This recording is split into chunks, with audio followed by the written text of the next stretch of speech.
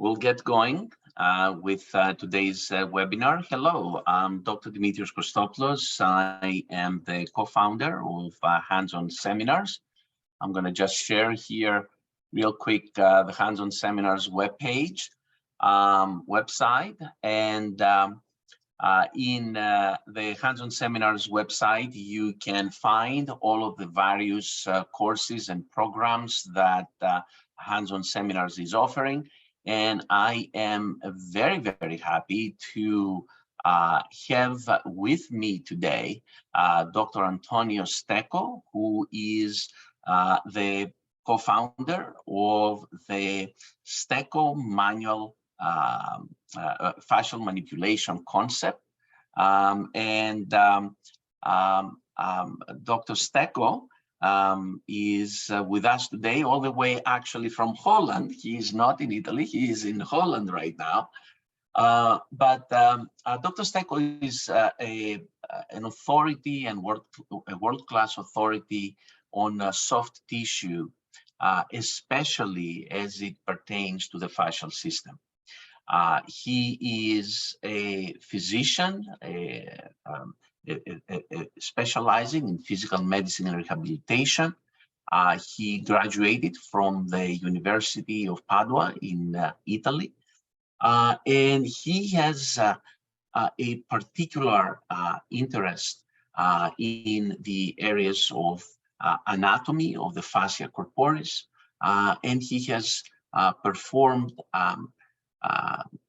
hundreds and hundreds of dissections and histological studies, including immunohistochemical and molecular biology studies. He followed techniques that were developed by his father, who was a physical therapist, Dr. Luigi Stecco. And he later on collaborated with his sister, Dr. Carla Stecco, who is also a physician, and she has authored, and both of them have authored fascial manipulation and musculoskeletal pain textbooks. Dr. Stecco's concept is prevalent and has expanded in many, many countries around the world. Hands-On Seminars is delighted to have to be one of the representatives of the Stecco Fascial Manipulation courses here in the United States.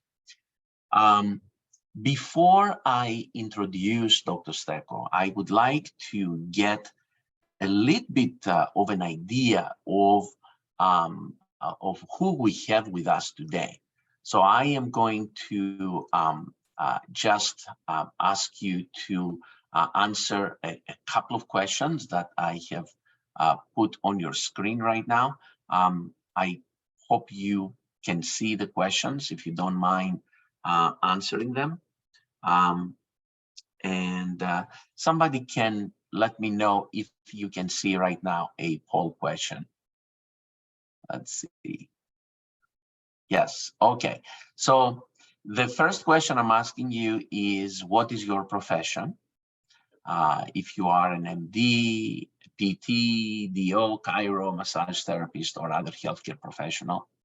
And also I'm asking you if you have experience with fascial manipulation treatments in the past, some sort of experience. And then I'm asking you if you have previous training with the Stecco fascial manipulation method, if you have taken level 1 or level 1 and 2, or all 3 levels, 1, 2, and 3, or if you have not yet any experience and you would like to get experience from these concepts. So I'll give you just another minute to, not even a minute, a few seconds I'm going to give you still. All right, very good. And let me see here. So we have with us, just so that you know, here you go. We have with us 47% physical therapists, 12% physicians, 18% chiros. We have 6% massage therapists and 18% other physical therapists. And we're split half and half. Half of the people have some sort of experience with fascial manipulation treatments and half have not. And pretty much, my goodness, everybody has not had exposure to the Stecco concept, which is amazing. And we would love to help you gain more experience. And this is what we are going to achieve today. So, Dr. Stecco, thank you so much for joining us today. I am so delighted to have you joining this webinar. And I would like to start kind of within this hour of webinar, less than an hour now, give an idea to everybody about the history of the fascial manipulation concept. Where currently have we been as a community of practitioners of fascial manipulation, and what do we foresee for the future? So let's handle first the first part. Give us a few things about the history of fascial manipulation. Well, thanks a lot for the question. Well, thanks a lot for the invitation. And again, thanks to everybody to join, in particular to people that have never heard about fascial manipulation. So this is a very special occasion also for me. So fascial manipulation is in place since more than 40 years. So the first book that come out is 1987. So it's quite a long time ago. But of course, the idea, the concept was, built up real before. So honestly, my father, it was the inventor. My father was in the first class of physiotherapy in Italy. So they were just in four students, okay? That was quite a unique situation because basically at that time, there was not even physical medicine rehab doctor. There was orthopedic surgeon, that's it. So when he came out from the school, nobody even knew what is a physical therapist. They thought it was a doctor, basically. He didn't know even exactly what he was able to do. So that gave his a great possibility to try to see how, manual therapy was like an option to improve the patient. On top of that, we have a great possibility. My father was in the University of Padova. So Padova is famous because we have a really old library. I'm talking about library with original books from 30th century, still there. So we have all kind of atlas of anatomy that are really difficult to find worldwide. So this was an amazing advantage for my father. That he was really falling in love with anatomy.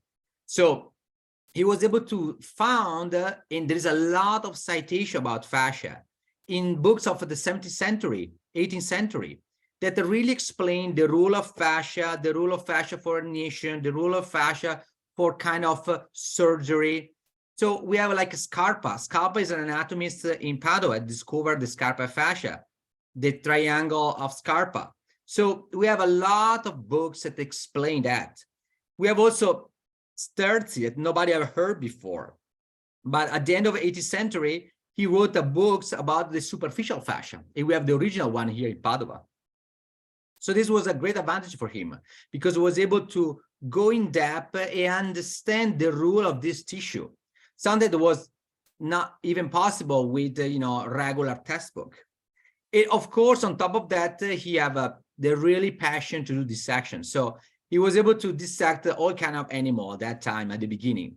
And really, if you try to make a dissection of a animal that have a complex motion, like a rabbit, for instance, you see amazing fascia system.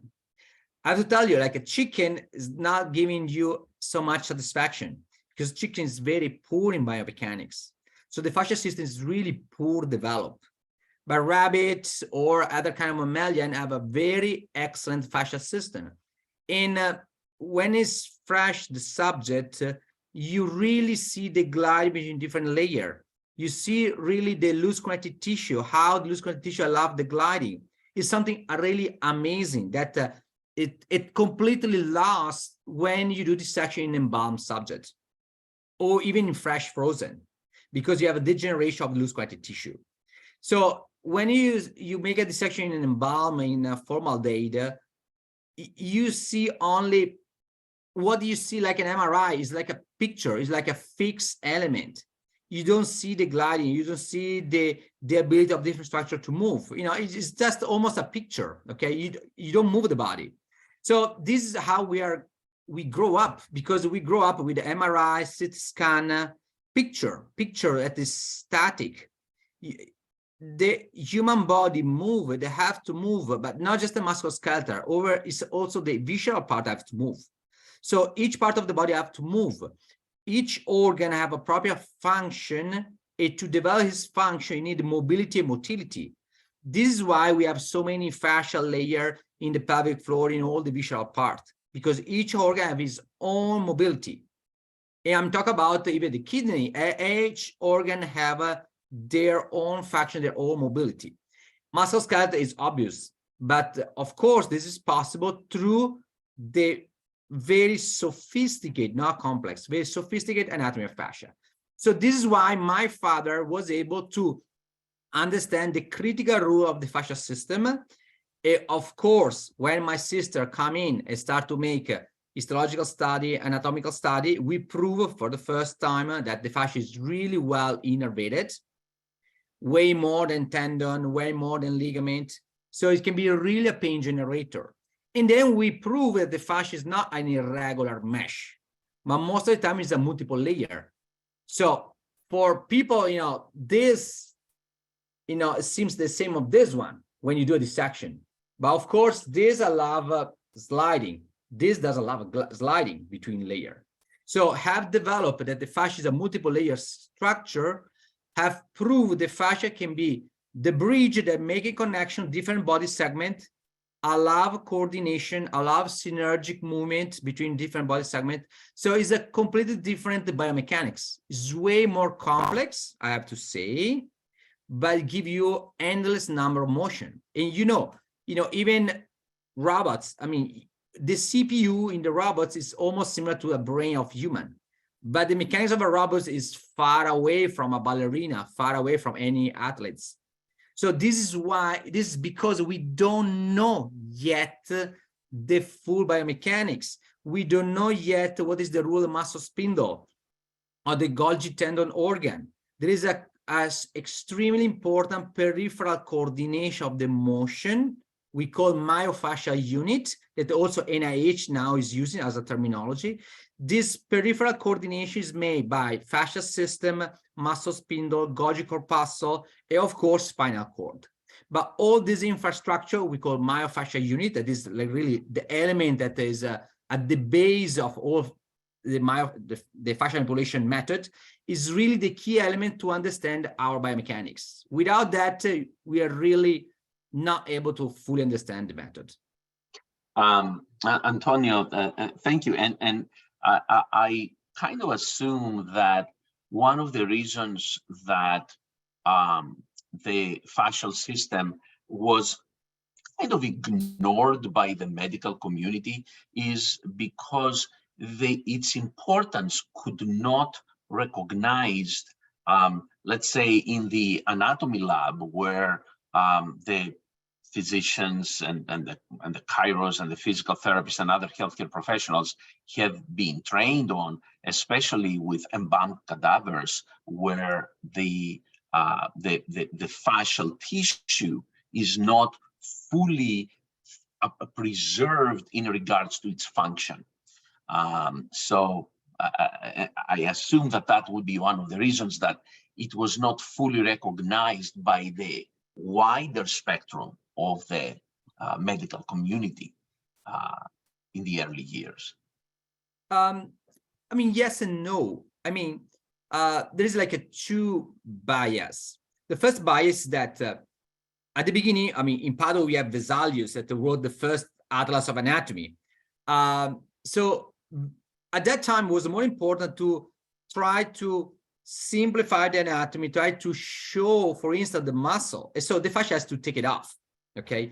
But some elements of fascia are so major, so important, they have to leave, because otherwise students say, look, what's going on here? What is missing? So they have sacrificed the majority of the fascia lata, but they left the IT band, that is the major reinforcement of the fascia lata. They take off brachial fascia, antebrachial fascia, but the biceps aponeurosis, they had to leave because it was so big. It said, okay, no, it doesn't make sense to take it off. So this is just a few examples. That is like the way that they try to simplify anatomy. So when you have an atlas of Vesalius that is there, all the other textbook of anatomy that has to, reflect what is there. So they keep review the test of anatomy because they think that the anatomy is done. Is like is that. This is not true, because if you talk with all the technicians in the anatomy lab, they say, you know what, I'm so frustrating because I have to open the book. I have tried to recreate what is in the book, because if I leave the body as it is, patient will be less, the student will be lost because they look, what is this? I don't see the muscle. I see there's a continuity between different muscle. I see like a long socks that cover all the muscle. What is that? So this is like a bias that over a year have developed. Again, is not, I mean, we cannot say that is, nobody have any bad conscience about this, but of course, as soon as you understand the fascia is really well innervated, you have to change completely the way that you think about that. I mean, it's really a pain generator. It's really the organ for proprioception. There is nothing better to have a long socks, a long gloves on the perimeter of your body with different myofascial expansion, connection with the muscle, full of free-ending nerves to perceive the body in the space, to perceive the motion in the space. So it seems something really, unuseful, perceive the body. In reality, without the perception of the body, you don't even move. You don't even able to perform anything. So really, the fascia have a lot of function, but proprioception is number one. And then low transmission, number two. Without the fascia lata, without the brachial fascia, antebrachial fascia, you will not be able to carry heavy stuff, because you will subluxate the elbow, because you are not able to transmit the force of the deltoid pectoral major down to the arm. Without the fascia lata, the crural fascia, you will now be so powerful when you kick the ball, when you straight the leg, because the gluteus max will not transmit the load down to the knee, down to the cuff. So, I mean, it's really endless in the number of capacity of the fascia. And on top of that, fascia expand the insertion of majority of the muscle. So it is really too elementary to think about muscle origin insertion. It's really not physiological. It's not really an economic way to move. Think about pectoral major. Okay, if really pectoral major will fit like in half a quarter of an inch for half inch in the arm, you will always do an internal rotation, adduction, elevation. You will never be able to do a full elevation without co-activated infraspinatus. But if you co-activate the infraspinatus, you will overstress the joint. So it's mean like a energy consuming, huge stress for the joint for a movement. With this huge myofascial expansion that you will see every time that you do a dissection, in relation to what myofascial unit you activated, you can do an elevation, adduction, internal rotation, because fascia expand the insertion. And through the different motor unit, you can do endless number of motion. So this is really critical, because this make really give the ability of your muscle to function properly, to make an endless number of motion, and to decrease the stress of the joint if the fascial system work properly.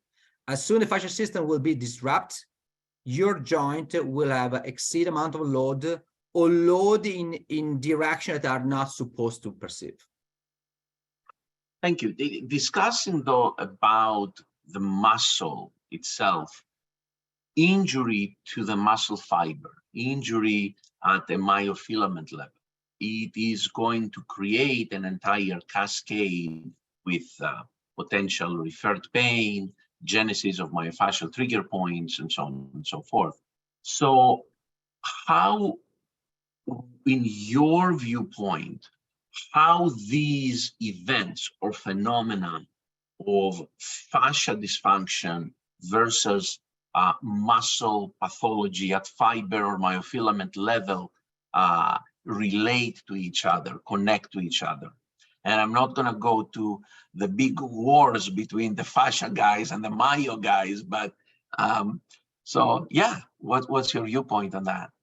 All right. So last week I was in San Diego. I was following like a team, a baseball team. All right. The week before, a guy have a tear, a clear tear in the hamstring with a bleeding. Okay. So they were supposed to stay out of the game for 3 weeks. So we treated, and he said, "Look, I feel a little bit soreness where there was the tear, but I can perform as before." So 2 concepts has to be well digested. I mean, your muscle, it's really able to manage the load that is supposed to work on. So in order to tear a muscle, it means that your biomechanics is really poor. So there's a lot of stiffness in different districts nearby, okay?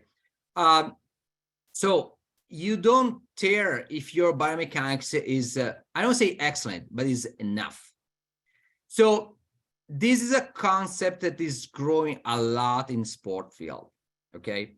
So as you know, like rehab in a sport is there since like a 10, 15 years, no more.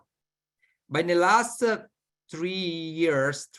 years, the major leagues of specific game, like baseball, for instance, tennis, golf, they understood that prevention, it become like a priority because there is no impact. So this is all related to overuse. So overuse creates a stiffness in specific area, in the fascial area in particular. So it will affect the biomechanics. You have poor biomechanics, so you are more prone to generate, minor injury, or a minor injury can generate a major outcome. So in this specific sport where there is no really direct trauma, there is a great therapeutic window to approach the patient. We call pre-season evaluation. It's a sport injury prevention. So you can really assess the patient, analyze, palpate, understand where there is more load applied to that specific limbs, and analyze if everything is gliding properly, there's no stiffness, there's a perfect recruitment of muscle fiber. So we published an article about soccer player, and we really dropped the number of major and middle events during the season.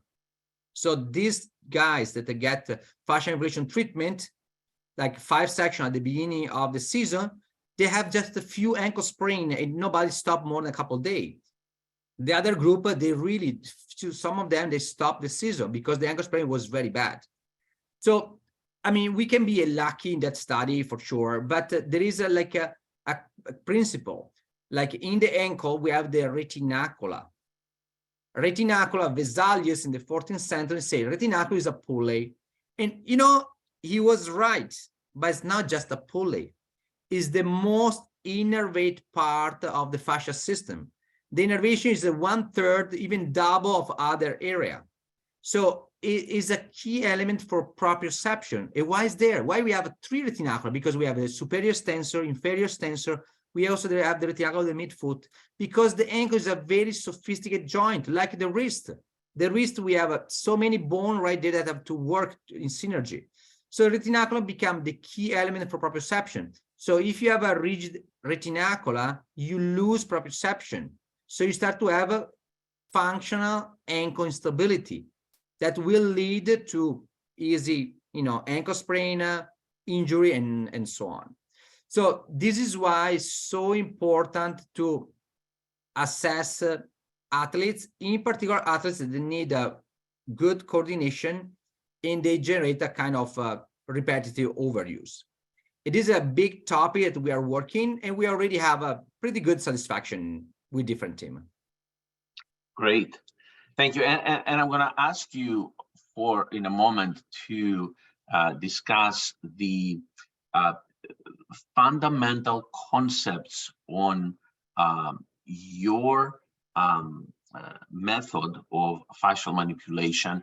And I just want to tell everybody who is watching us right now that Hands-On Seminars is hosting in a brief period of time, actually, all three levels of fascial manipulation, the fascial manipulation concept, giving the opportunity to all of you to be able to take these programs and courses in a brief period of time. Within the next few months, we have the fascial manipulation 1 on May 5 to 7. We have fascial manipulation level 2, June 23 to 25. And then the fascial manipulation level 3 on July 14 through 16. And I'm going to get back to that again in a moment, but I want to, Dr. Stecco, give us an idea in terms of what are the basic, the fundamental concepts of the fascial manipulation program and the fascial manipulation concept. Right, like we have spoke before, and again, there is also like a great support from NIH that we got like a 2 grant from NIH about how to visualize alteration of the myofascial unit. So the myofascial unit is the basic element that allows the mechanics. So with fascial manipulation, we understand, we have mapped where the most important area of gliding between muscle and fascia are localized for each single myofascial unit. That means is an element that allow the movement in one direction in the space for the major joint of our body. So it's a map that you can find out, I mean, easily. We have also an app that is a little bit, you can even download and have a look quickly. So that myofascial unit is the basic element for motion. So if the myofascial unit works properly, I mean, you have a perfect biomechanics. If there is a disorder, lack of gliding, lack of activation or coordination of synergic motor unit localized in different muscle, of course, the pooling of this motor unit will be in. For instance, if there is no coordination between the activation of the motor unit of the rectus femoris and vas intermedius, you have patellofemoral chondropathy. So the principle of this method is that we don't work in the area of the symptom, because the patellofemoral chondropathy is because the pulling into the patellar tendon is incorrect. So we work at the origin of the problem, where motion is generated.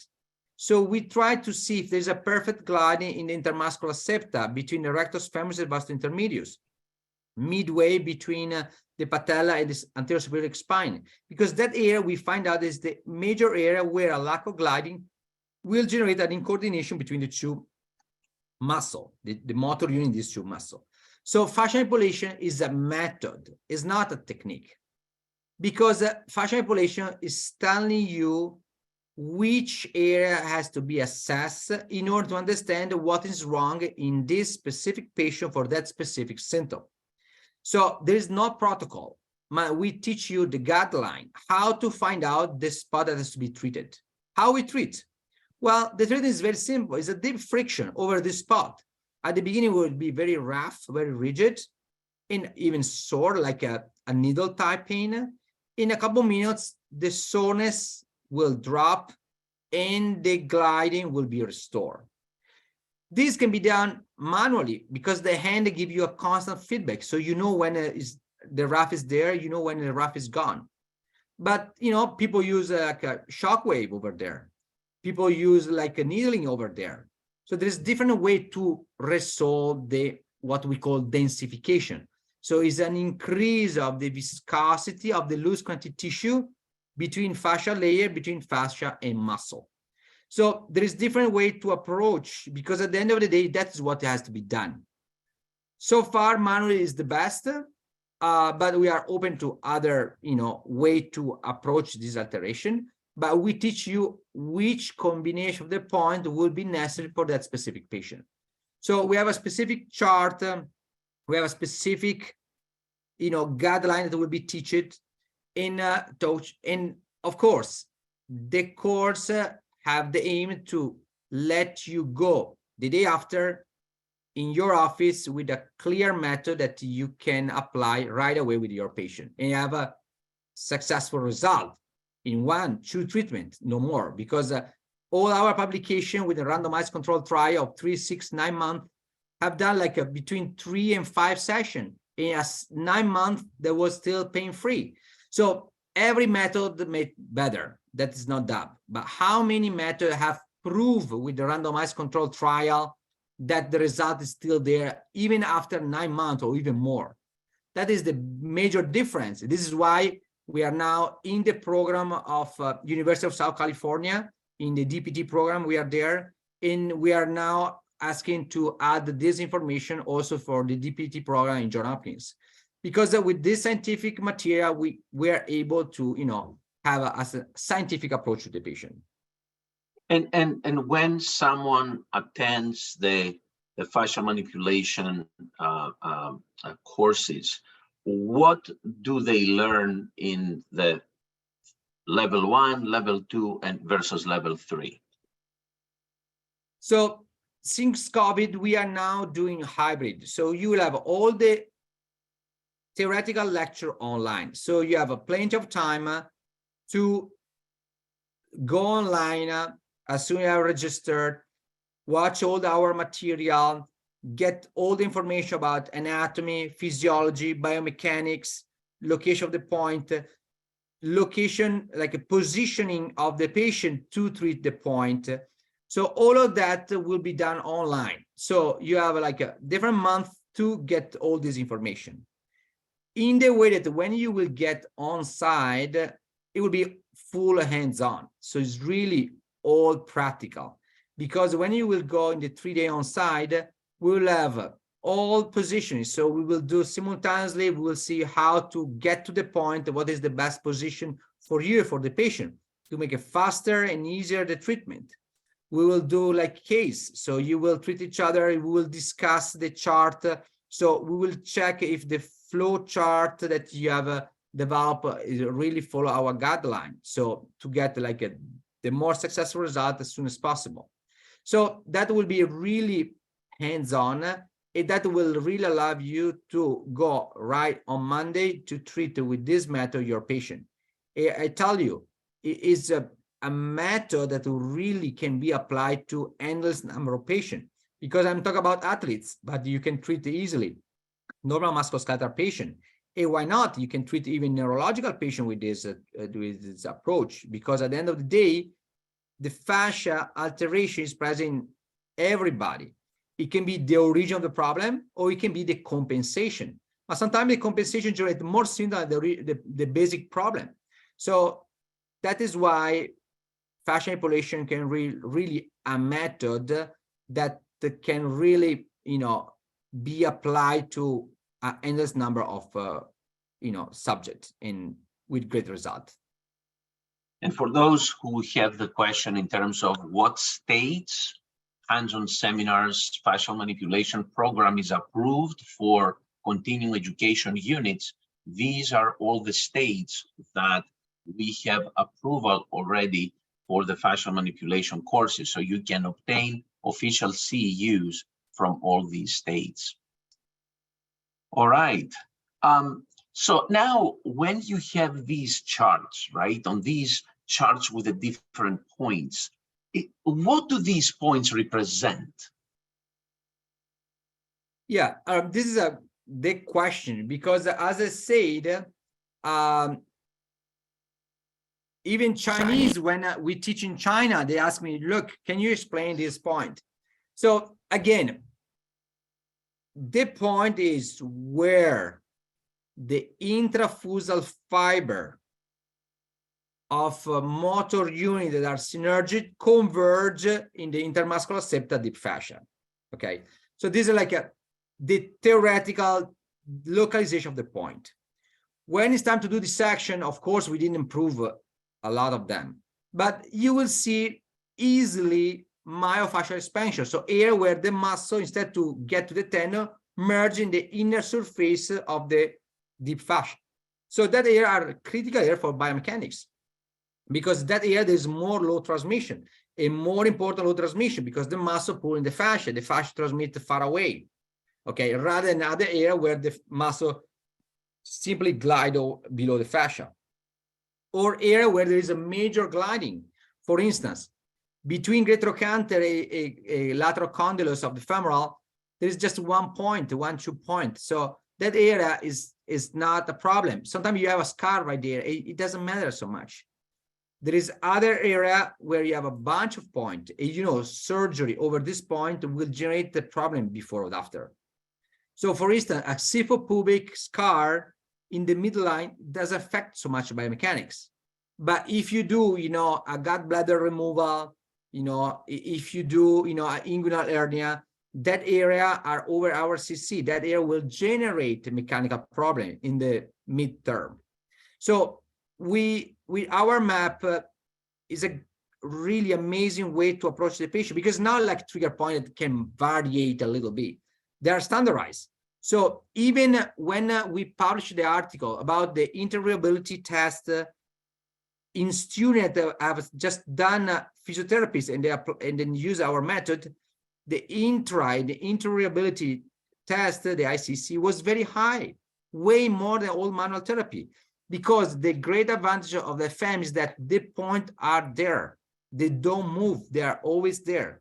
We have just to figure it out if they are rough, we call densified, so rough, rigid, and sharp pain for the patient, or if it's nice, move, the patient will really say, look, just keep going. I mean, it's just so a pleasure to feel there.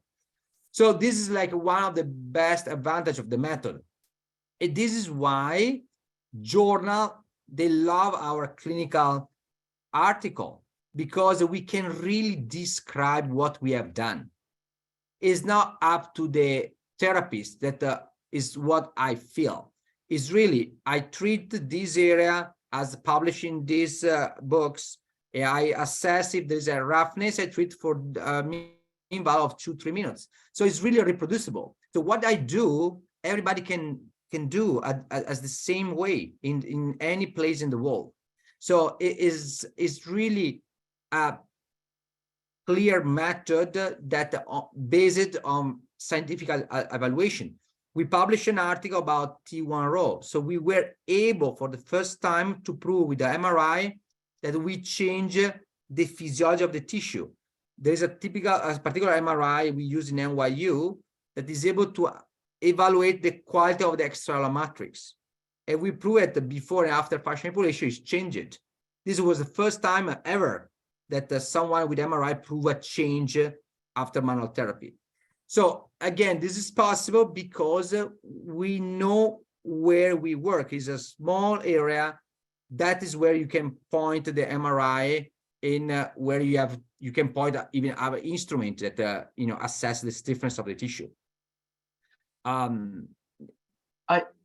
want to ask you whether there is a correlation between the specific points that you are treating with muscle motor points. Okay, well, I was waiting for acupuncture. All right, so if you say I will ask that afterwards. All right. Because if you tell me about acupuncture, I want to say that most of these our points are acupuncture or really nearby acupuncture. If you talk with acupuncturists, you see, look, there's someone are near, but not exactly the same. Okay. With motor point, so when there's the plaque of in the release of acetylcholine, for instance, it could be, but I don't really see a perfect correlation at all, even because it's very difficult to map that area. If you tell me what about trigger point, there is a slightly correlation in some area, but in some other area, not at all. Okay, so we have point that is really right over the retinacula. There is no muscle at all over there. Yeah. Okay. But remember that the fascia is able to transmit the load much far ahead. So with fascia system, you can explain radiation go outside the border of the muscle. So that was very hard for trials someone to explain at that time. So fascia system can really give answer to questions that nobody was able to give in the past, because the fascia is well innervated. It's like a tissue. So if you pull in one side is rigid, it will generate a line of force, and all that mechanoreceptor will be irritated.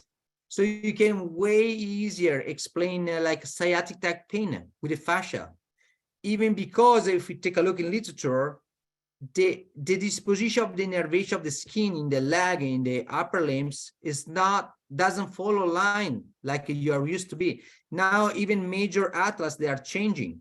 The dermatomes in the trunk are real.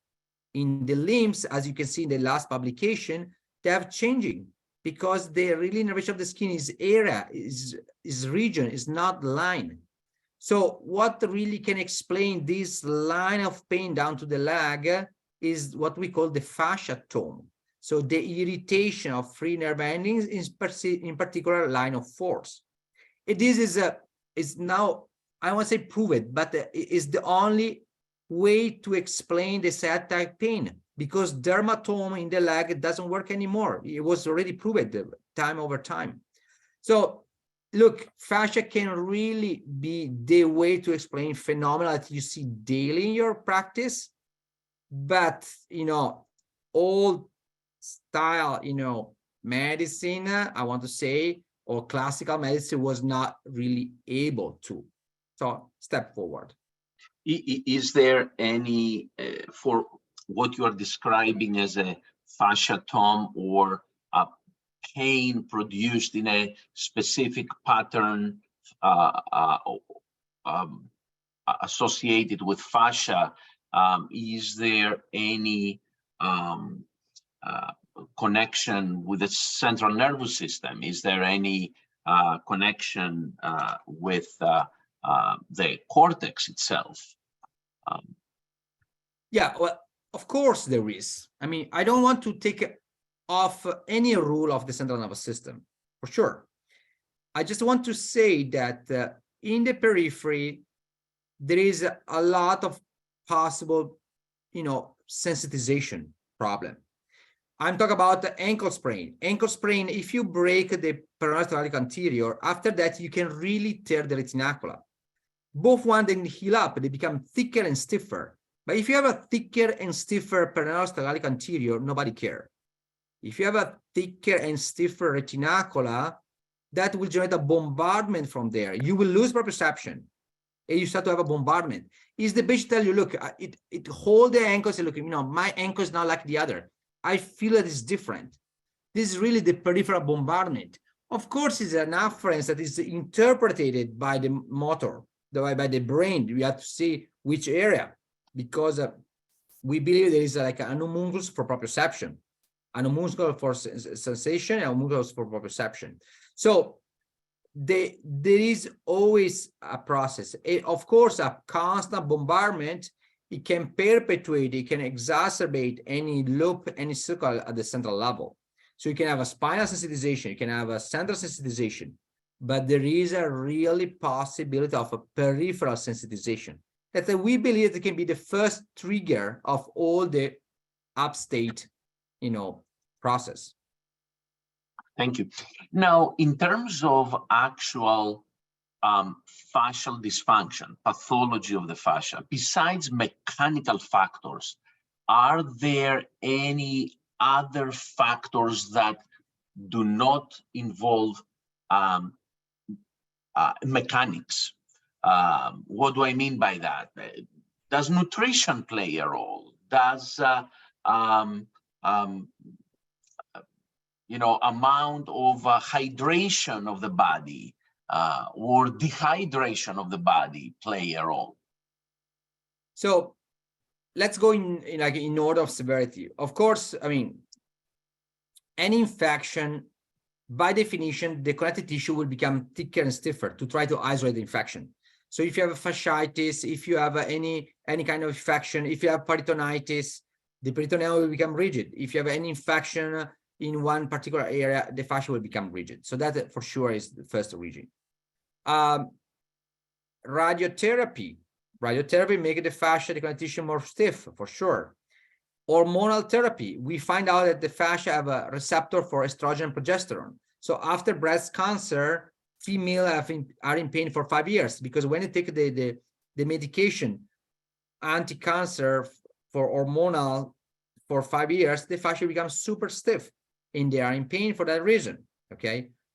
Then there is other minor component. So like a low pH, so high level of lactic acid will drop the pH.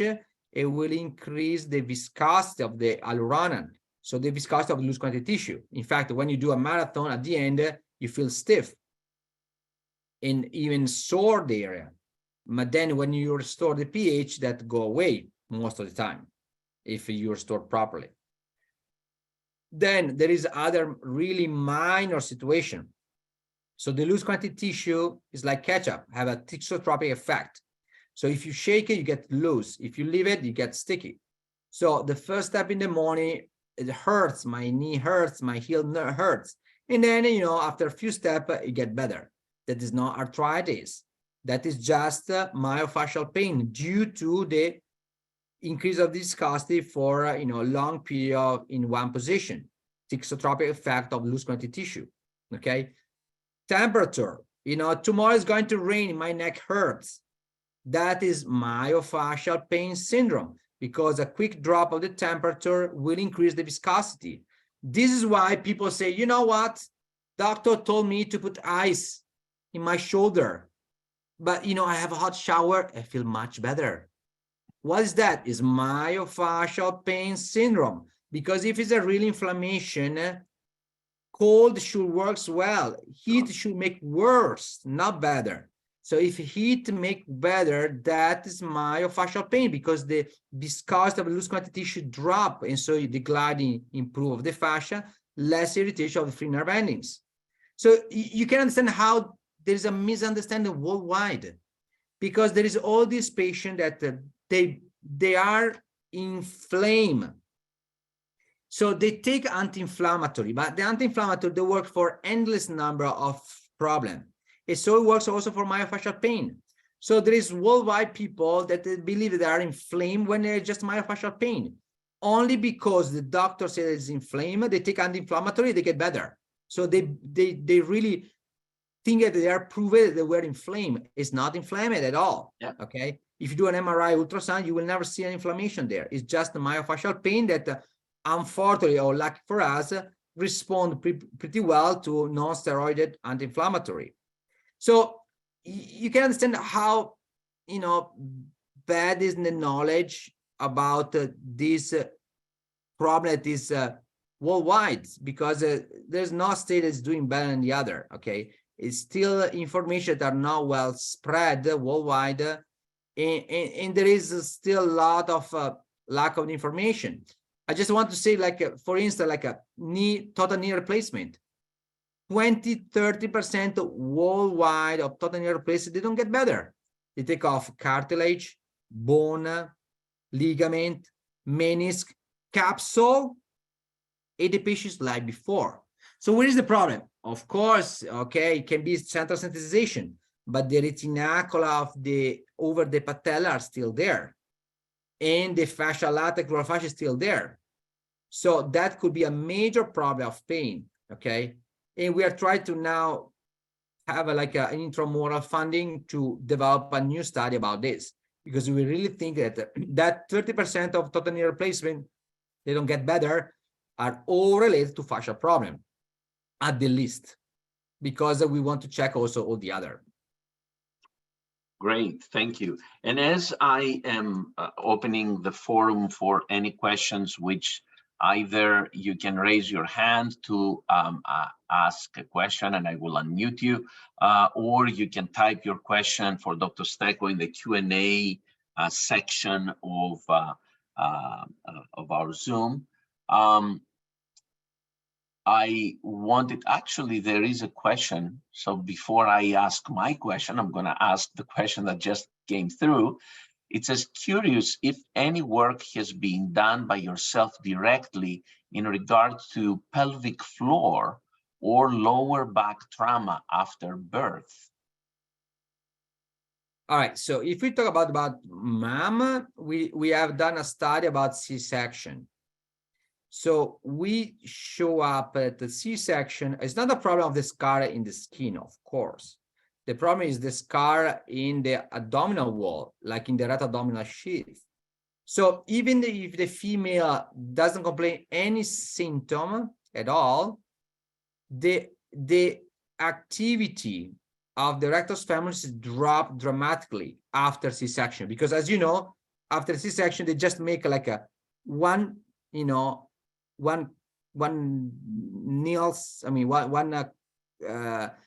a needle, they just put together in one point the two sides of the rectus femoris, that's it. So rectus dominis, sorry. So rectus dominis is really not reconstituted as it was. And so the ability to recruit the rectus abdominis is really dropping after C-section. So it doesn't mean that you have any symptom right after, but it means that your biomechanics change. So it means that the way that the rectus abdominis will activate will be different, and the erector spine will compensate to that. So there will be a little bit of high risk to develop low back pain, for instance, later on, or upper back pain. If you're really young, 20 years old female without any story of a musculoskeletal problem, maybe it will never happen. But if you are 40 with a already problem of low back pain, that could be something that trigger a more severe, more frequent low back pain. So, I mean, there is a lot of time a possible explanation of some symptom that start to become, consistent in many clinical cases. Thank you for that. I wanted to ask if there is either any study that shows involvement either of large and medium-sized fibers or even small fibers, small nerve fibers in these types of fascial phenomena, leading to, I don't know, small fiber neuropathies or even entrapment neuropathies? Well, I mean, the small fiber we have studied, we published a lot of articles about that. It's not so much C fiber, there's going to be alpha fiber. There's different kind of fiber that are there. We didn't classify the fiber because you need a specific immunohistochemistry. We just evaluate the amount for centimeter square. Okay, and that was pretty high. Let's say skin is the highest one. Superficial fascia is really the second one. And then at the same level, you have muscle and fascia. Muscle have a large fiber because you have motor fiber that is much larger. In the fascia, you have a lot of small fiber that are more sensory. So even if they're the same as a month, the fascia have much more finer endings rather than the muscle. So it's more likely that the fascia can generate afferents rather than the muscle. In tendon ligament is way low than that. That is like what we have done so far. And I think it's already a big step forward to understand the role of the fascia. What is in the future of fascial manipulation? What are some of the things that you're looking forward to being discovered in the near future, or you are working towards some areas of interest that would create breakthroughs within the space of fascial manipulation? Well, of course, we are having a lot of satisfaction with the major league teams. They really see how effective is the method, instantaneous, in how you can improve the biomechanics. So the athletes really feel, look, I feel a major difference. So we are building up right now a sport injury prevention and improved performance project. So during the pre-season, we will go in the camp, we assess the athletes, and we treat them even if they don't have a symptom, just to restore, optimize the performance. And we really believe, like we saw in couple study, decrease the severity and the frequency of their symptom. So this is milestone project. Of course, it can be applied not to all the sport, in sport where there's not, football player is not my first priority, I have to tell you, but there will be a lot of other sports where it can be applied, that for sure. And on top of that, I mean, we are getting more and more interest by university. And so it starts to become a really part of the DPT program in many universities. So that is really a great honor for us, but at the same time is a a heavy honor, because we have to keep our reputation, our scientific background as high as possible to remain where we are and even move forward. That's awesome. That's fantastic. Thank you. And before we close our program today, I would like to mention to all of you who are attending our event that you have a very unique opportunity right now to get levels 1, 2, and 3 of the fascial manipulation Stecco concept in a very quick period of time. We have the fascial manipulation level 1 offered on May 5 to 7, 2023. We have then the level 2 course offered on June 23 to 25. And then, of course, the fascial manipulation level 3 featuring Dr. Stecco himself on July 14 through 16. And you can find more information and registering for all 3 levels at handsonseminars.com. There is this package that we offer with very significant discounts, where you can take all 3 levels as a bundle, which can help to bring you at a very, very high level of clinical application of the Stecco Fascial Manipulation program. So any final words, Dr. Antonio, for the people who are attending today? Well, I'm glad that you are here, because it's really, showed your interest in the fascia tissue. I mean, it's really a pity that we are in 2023 and this tissue was neglected for so long time. I mean, it's like it's like don't know the muscle, like don't know the bone. I mean, it's not, the fascia doesn't have less value of the other. It have even more, because the innervation of the fascia is even more than the tissue of the ligament tendon. So it's just a pity that we are at this year, at this situation worldwide. But I hope that thanks to you, thanks to the knowledge that we are trying to spread out, we will fill the gap and we will make all our patients better as soon as possible. Awesome. Dr. Stecco, thank you so much. And we are looking forward in your presence here in the United States, and as you and your colleagues here in the United States through Hands-On Seminars teach these courses.